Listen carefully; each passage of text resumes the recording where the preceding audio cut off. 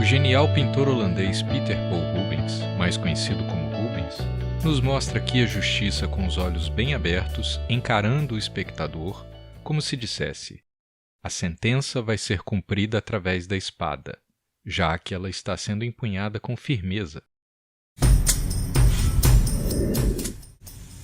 A serpente, abaixo, sendo subjugada, é a ré. A simbologia da serpente é muito rica e contraditória, tanto no sentido do bem como do mal. Mas aqui ela encarna o mal, traiçoeira, venenosa, a morte.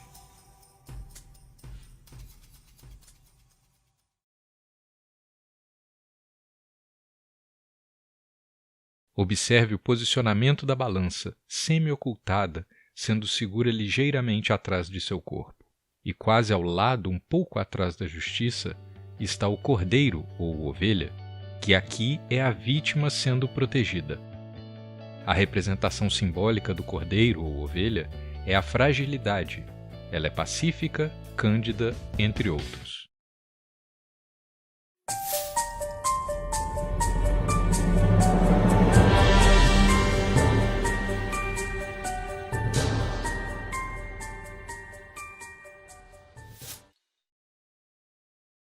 Nesta obra intitulada Alegoria da Justiça e da Vaidade, a justiça é personificada de forma simples, mais humana, num ambiente aparentemente terreno, onde o pintor francês Nicolas Tournier nos apresenta na cena o inusitado, a caveira e o espelho segurado por ela em cima de um livro. A caveira está na frente do espelho, mas a parte de trás está refletida nele, direcionada ao espectador. A caveira é transformação, renovação e também, em certos aspectos, sabedoria. É o símbolo da mortalidade, representando o caráter transitório e passageiro da vida.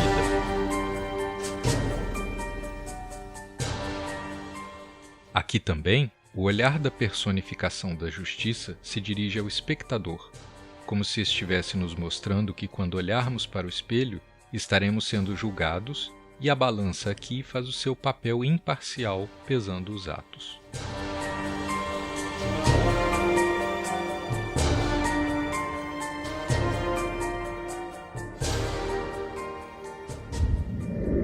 A pergunta é: o espelho e a vaidade, de uma certa forma, são análogos?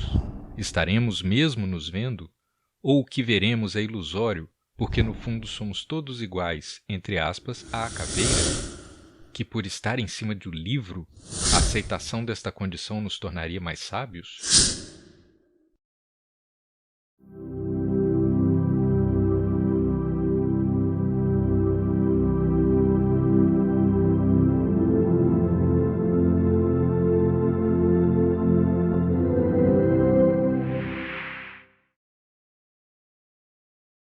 O texto a seguir, com a interpretação da obra, foi extraído do próprio Boston Museu de Belas Artes, onde a obra está exposta. O Triunfo da Rainha do Inverno, alegoria da justiça, assinada e datada de 1636 pelo mestre holandês Gerrit van Honthorst do século XVII, é uma pintura de grande formato, parte alegórica, parte retrato de família. Elizabeth Stuart, a recém-viúva rainha Winter da Boêmia, estava vivendo no exílio na Holanda, provavelmente encomendou a pintura para uma cabana de caça em Hennen, perto de Haia.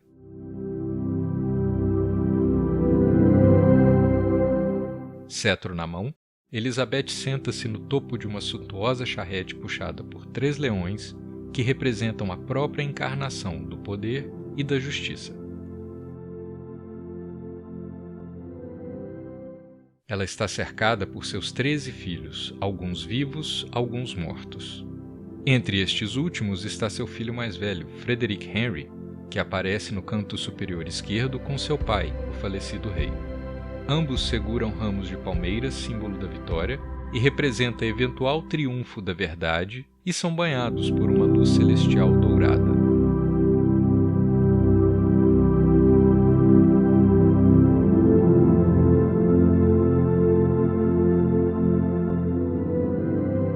A figura sob as rodas da charrete é Netuno, antigo deus romano da água e do mar, cujo tridente sai de debaixo da carroça.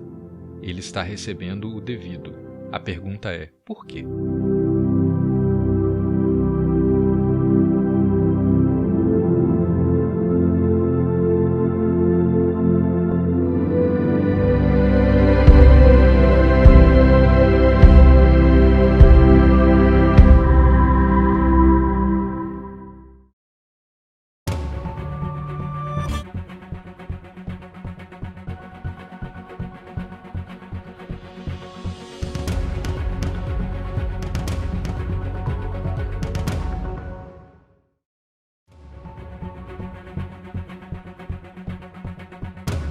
Nesta cena alegórica intitulada O Triunfo da Justiça, o pintor holandês Gabriel Metsu, altamente eclético e de obras requintadas, nos mostra a personificação da justiça em pé.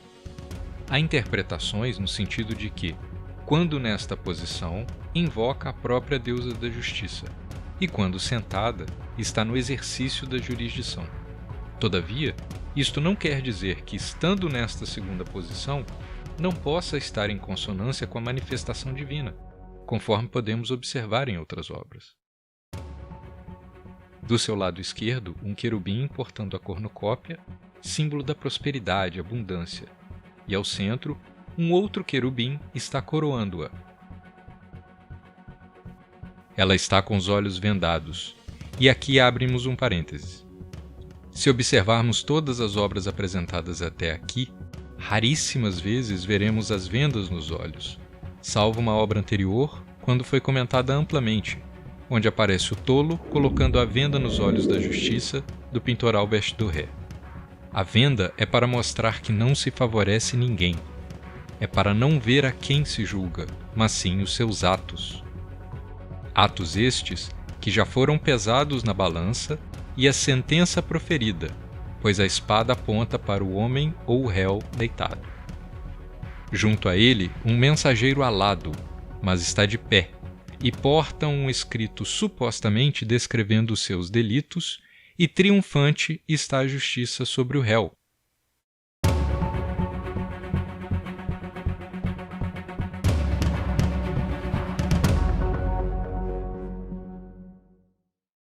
Junto ao seu rosto, ao lado, uma máscara que simboliza a falsidade, 2 caras. Em primeiro plano, moedas espalhadas e objetos de valor, o que pode representar que a mulher, a criança, que estão debaixo da balança, e o menino ao lado são a causa de todo o processo.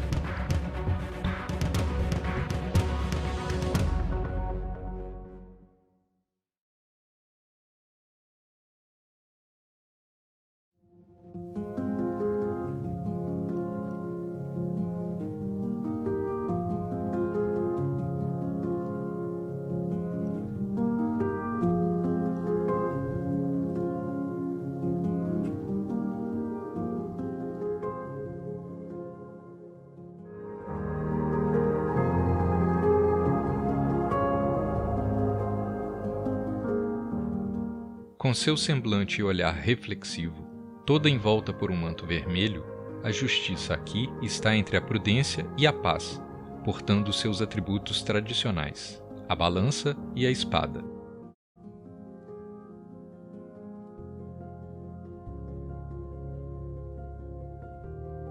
Do seu lado direito, a personificação da prudência também segura a espada, mas na sua haste, de modo que pede prudência na decisão.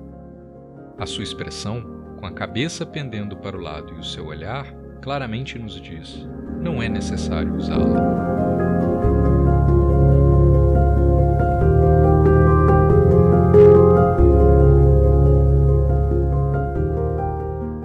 Em seu lado esquerdo está a paz, direcionando-lhe o olhar e segurando um ramo de oliveira, simbolizando a paz. Em sua cabeça há também uma coroa de folhas da oliveira, encobrindo uma das bandejas da balança, onde há um pequeno desnível pendendo para este lado, o que pode nos levar a concluir que, a justiça, com prudência, a paz se estabelece.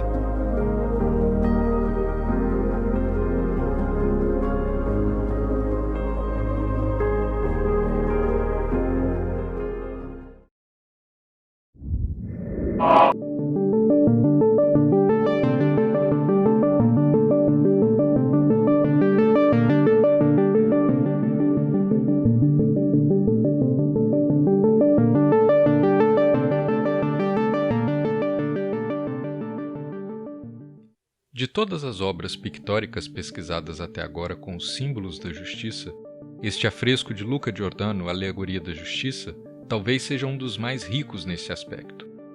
Até pouco tempo, o pintor de origem napolitana não era considerado um dos expoentes ou um nome de expressão na arte. Tinha fama de fazer as pinturas muito rápidas e de copiar as obras de outros pintores.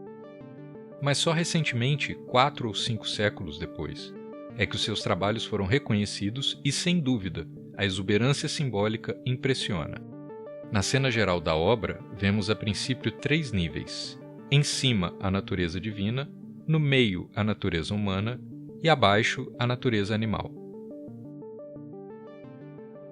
Com a profusão de símbolos, o que chama a atenção além dos tradicionais, a espada na mão direita e a balança na esquerda, há um destaque para o símbolo do avestruz, já que com seu pé esquerdo ela toca a ave exatamente ao longo do seu pescoço. O avestruz nos remete à analogia com a pena ou a pluma erguida na cabeça de Maat, a deusa egípcia. Por isto, é seu símbolo significando o espírito, a ordem universal fundada na justiça. Um quarto atributo da personificação da justiça nesta obra é o pé direito plantado em cima de uma coluna, que representa suporte, eixo, solidez, firmeza. Ela está sendo coroada com louros, símbolo de vitória. A folha de louro era também usada por Temis no oráculo de Delfos para proferir as profecias. E este mesmo anjo, com a outra mão, anuncia o coroamento com uma trombeta ou clarim, olhando para o alto, dando a entender que é um acontecimento celeste ou divino.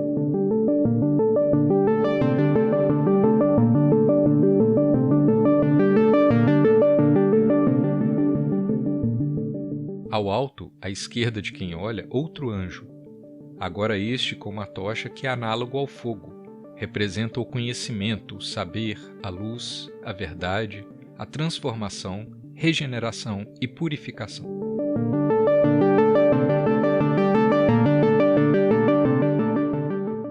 À direita da deusa, um pouco abaixo, um indivíduo metade homem, metade animal. 2 aspectos inerentes ao ser humano ou inerente à condição terrena. Ele usa uma máscara que pode representar a falsidade, 2 caras. Confirma essa condição porque segura ao mesmo tempo o buquê de rosas com a serpente, caracterizando a dualidade entre o bem e o mal.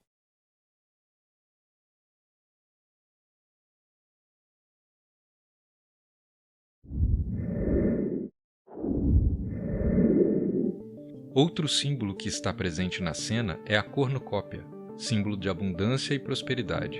É um dos atributos de Zeus e Júpiter.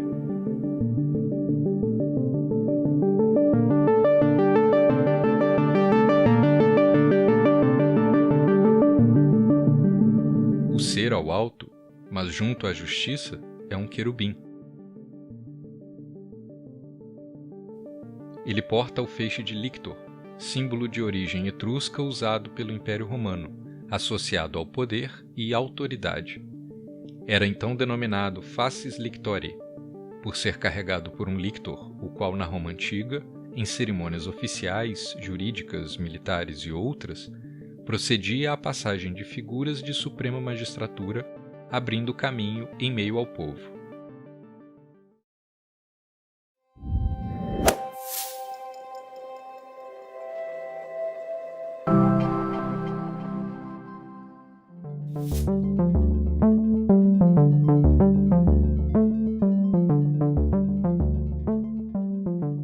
O pintor italiano Antonio Verrio foi responsável pela introdução da pintura mural barroca na Inglaterra e serviu a coroa durante 30 anos. No Palácio de Hampton Court, que abriga as exposições permanentes de algumas das mais importantes coleções da arte barroca no país, está a obra de Verrio intitulada A Rainha Anne como Justiça. Ela está na antiga sala de estar da rainha e nos remete a uma profusão apoteótica com seus personagens angelicais e também mitológicos do panteão greco-romano.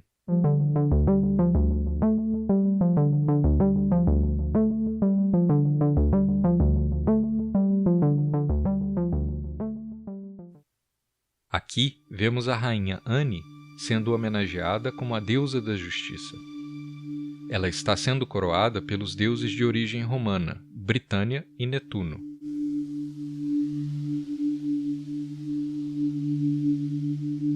Por que estes deuses? Porque os dois estão ligados ao mar.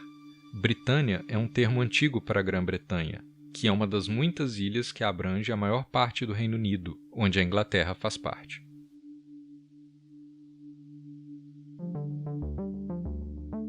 Também vemos aqui os tradicionais atributos da justiça: a balança, a espada e o leão. Ao seu lado também a cornucópia, símbolo de fecundidade, felicidade, abundância e da profusão gratuita dos dons divinos.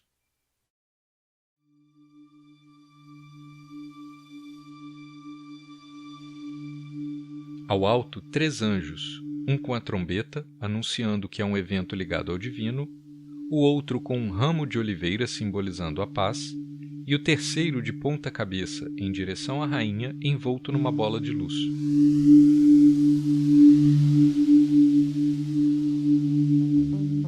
Mais abaixo, em primeiro plano, vemos Mercúrio com seu caduceu e Júpiter com a estrela de 8 pontas na cabeça, com sua águia ao lado.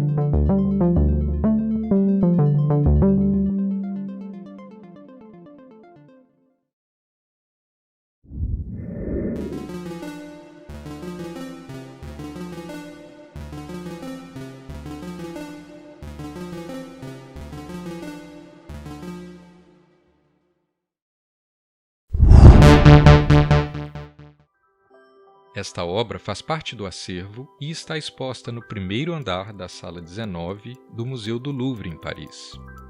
A princípio, produzida em Veneza como parte para um esboço pelo pintor Gaetano Gandolfi em 1760.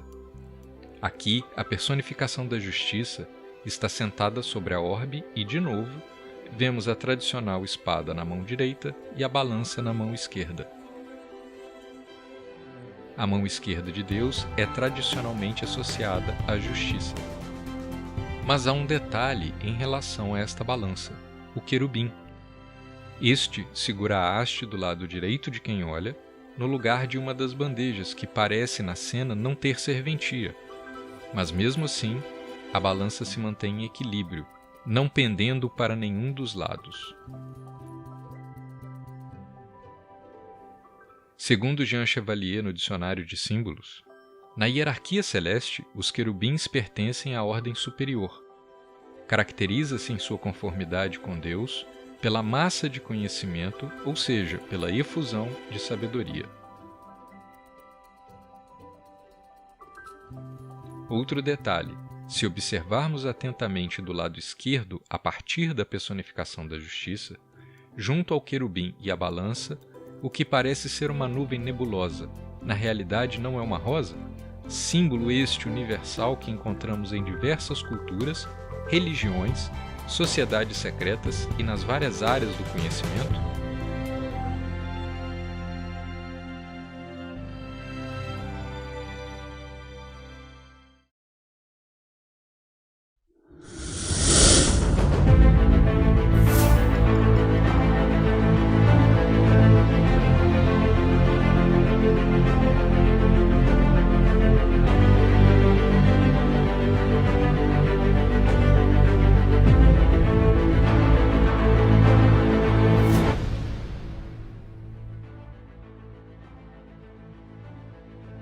Nesta obra, chamada Justitia Majestata, encomendada pelo magistrado de Bergen, na Noruega, em 1762, o pintor escandinavo Mathias Blumenthal foge de todos os padrões no que se refere ao entendimento da simbologia da obra, no sentido de que, em vez de deixar a critério do espectador a compreensão da mesma, aqui quem o faz é o próprio Blumenthal. Ele mesmo escreveu comentários sobre seu trabalho, facilitando assim compreender o seu simbolismo. E com suas próprias palavras, diz: assim como usando pesos e a balança pode-se encontrar e conhecer a verdadeira importância de todas as coisas pesáveis, então pode a justiça, por meio dos princípios da lei de Deus e da lei da terra, pesar, avaliar e distinguir o certo do errado.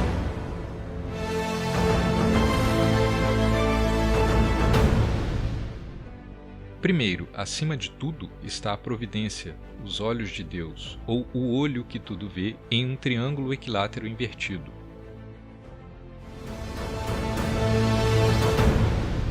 Ao centro está representada a Justitia Majestata, com um rosto majestoso, usando uma coroa real e uma vestimenta real, sentada em um trono sob uma cobertura real.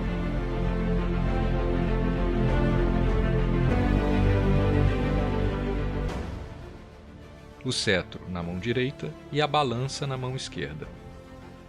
Assim como sabemos, pelo peso ou os atos simbolicamente colocados na balança, de maneira a verdadeira importância de todas as coisas vitais, em virtude dos princípios da lei de Deus e da terra, sobre as quais a jurisprudência se baseia, pesam e negligenciam e afastam a justiça da injustiça.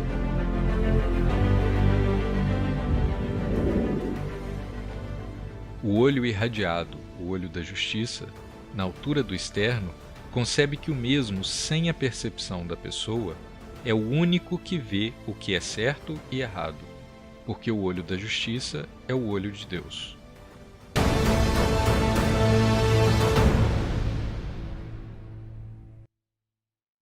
A coroa é a glória da justiça, pois como a justiça em si mesma é muito honrosa, muito mais gloriosa, quando o temor de Deus e o brilho da verdade brilham na mesma. À direita do trono de justiça, em primeiro plano, é a piedade alada, descrita como uma mulher de pé, seu rosto para o céu, uma mão castamente em seu peito sobre o coração e a outra mão segura a Bíblia. Deus revela a lei. Ela tem uma chama de fogo do Paráclito acima de sua cabeça. Do lado esquerdo, a verdade, ou veritas, é representada também como uma mulher e está nua, mas apesar do nu, ela é incontestavelmente casta e não esconde a vergonha. Não há interesse lascivo na verdade. A verdade é nua porque a verdade não precisa de nenhum tipo de ornamentação ou vestes. Ela não deve ser escondida em qualquer coisa que não seja intrinsecamente parte dela. Verdade não porque é sua própria verdade, mas porque representa uma verdade fundada na vontade de Deus e santa lei de Deus. Possui uma esfera do Sol no alto em sua mão direita. O Sol é um símbolo da alusão à existência da verdade e seu efeito. Isto porque, assim como ninguém que tem olhos para ver pode negar o Sol e seu brilho, também nenhuma pessoa razoável que é livre de todo julgamento errado pode negar a verdade óbvia e clara. O ramo de palma na sua mão esquerda é uma palmeira da vitória e representa eventual triunfo da verdade. Como a verdade, a palmeira é reta e se estende até o céu.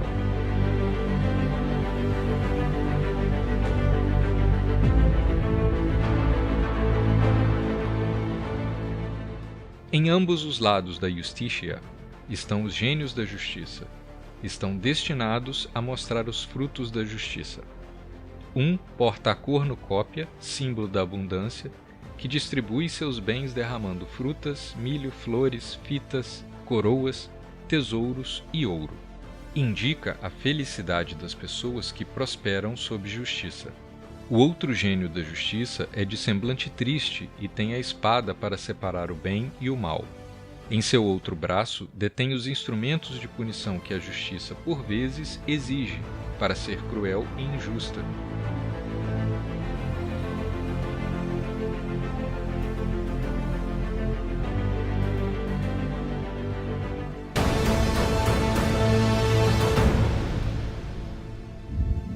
Aqui, o personagem representando as fúrias do umbral tem um punhal numa mão e uma chama ardente na outra, a cabeça coberta por cobras, simbolizando inveja, ódio e perfídia. Tudo sobre a fúria são os frutos do mal de vingança. Aqui, um sátiro rechonchudo, bebendo em um jarro de barro, representa a embriaguez e a devassidão, e na mão esquerda segura um pardal representando a luxúria e depravação. Como Blumenthal, o moralista, observou corretamente, embriaguez e devassidão muitas vezes andam de mãos dadas. Finalmente, a injustiça ou fraude, que é representada por Blumenthal como uma hárpia alada, que tem um rosto de mulher jovem quase infantil, mas as orelhas de um urso, o corpo de um dragão e as garras de uma águia. Ela segura uma prímula, enquanto que a outra garra apreende dinheiro.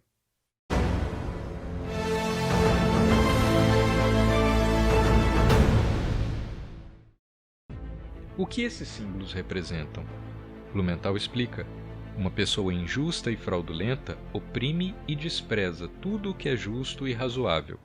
Uma pessoa injusta e fraudulenta usa bajulação e simpatia, e, empregando uma expressão lisonjeira, não se limita a colocar uma boa cara quando vai agir de maneira maldosa.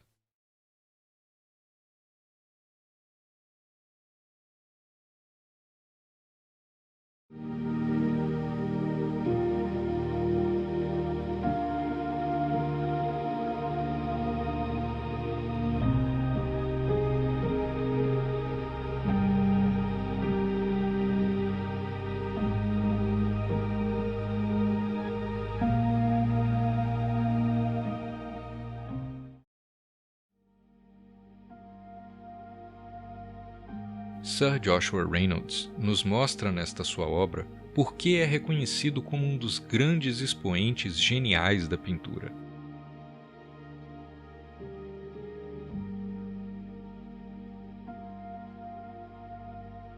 A espada não está segura de forma empunhada, em riste, mas com a mão esquerda repousada sobre ela, junto ao corpo, com a ponta para baixo. O pé esquerdo na frente e o direito encoberto estão similares a tantas outras obras já vistas anteriormente.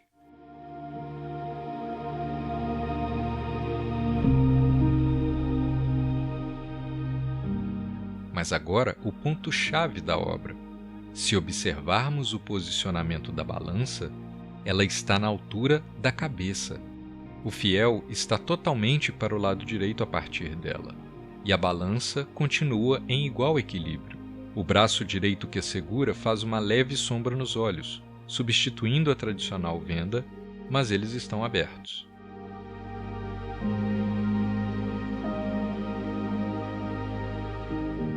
Nuvens por trás, nas costas, nos remetem a formas que nos lembram asas, dando à personificação da justiça uma conotação divina.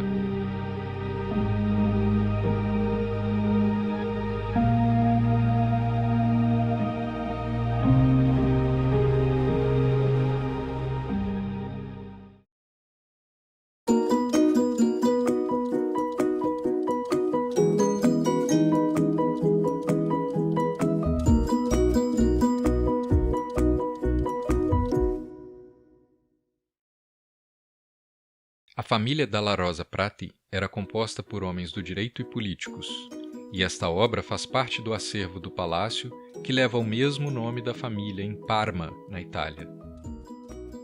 Aqui, diferentemente, a personificação da justiça é representada não com os atributos principais da justiça, a espada e a balança, mas, em seu lugar, vemos a lança na mão direita e o livro na mão esquerda com um raminho verde.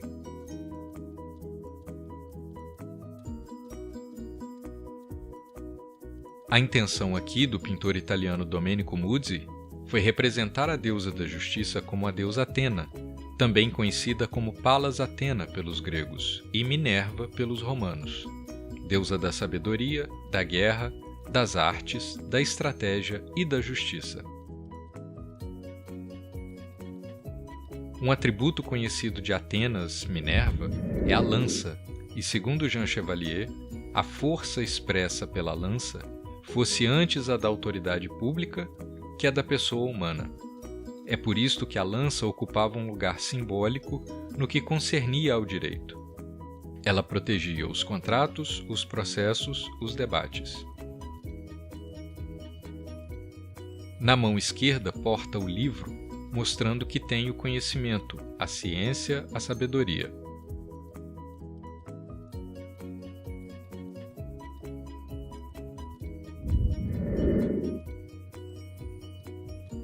A coruja, que está a partir do seu lado direito, e é um dos principais e conhecidos atributos da deusa, é o símbolo de uma vigilância constante, alerta, conhecedora dos segredos e do que está oculto.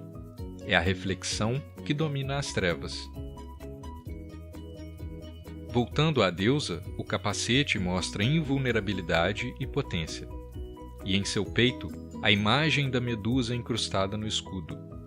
No mito da Medusa, quando alguém se deparava com sua imagem e buscava a deusa Atenas clamando por justiça, tinha somente duas possibilidades: contar com a sua proteção ou petrificar-se pelo pânico.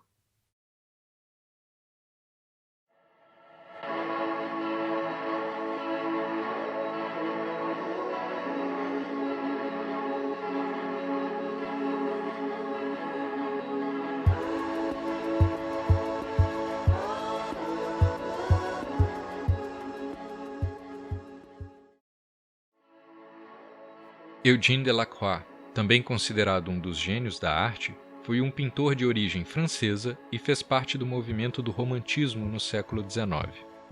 Nessa sua obra, a personificação da justiça aqui aparece seminua, no sentido de que a verdade, sem vestes, é transparente e pura, similar à sua outra obra mais conhecida, A Liberdade Guiando o Povo, feita anos antes.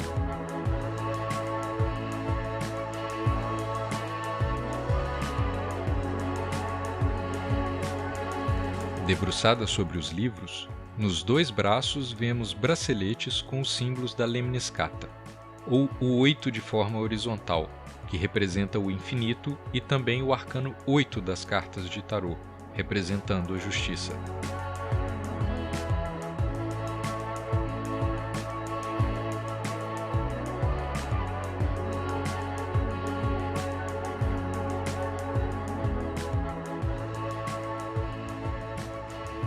A criança ou recém-nascido, o início amparado pela mãe e o velho moribundo, com atitude resignada aguardando o fim, representam os dois extremos da vida.